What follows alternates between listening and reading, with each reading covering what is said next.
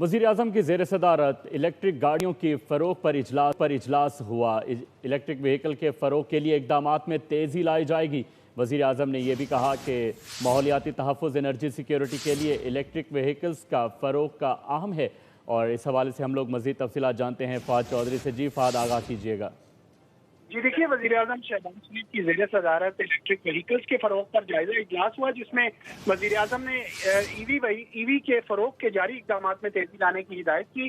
علاقائی صورتحال اور مستقبل کی ضروریات کے پیش نظر الیکٹرک وہیکلز کے فروغ سے ایندھن کے درآمدی بوجھ میں کمی آئے گی۔ وزیر اعظم نے کہا کہ ماحولیاتی تحفظ اور انرجی سیکیورٹی کے لیے بھی الیکٹرک وہیکلز کا فروغ اہم ہے۔ اس اجلاس میں بریفنگ میں بتایا گیا کہ ملک بھر میں الیکٹرک موٹر سائیکل اور رکشہ بنانے کے لیے 72 جبکہ گاڑیوں کے لیے 4 مینوفیکچرنگ سرٹیفکیٹ جاری ہو چکے ہیں۔ الیکٹرک وہیکلز چارجنگ سٹیشنز کے قیام کے لیے اب تک 123 درخواستیں موصول ہوئی ہیں، اور یہ بھی بتایا گیا کہ گریڈ 16 تک کے جو سرکاری ملازمین ہیں ان کو آسان اقساط پر الیکٹرک بائکس بھی فراہم کیے جائیں گے۔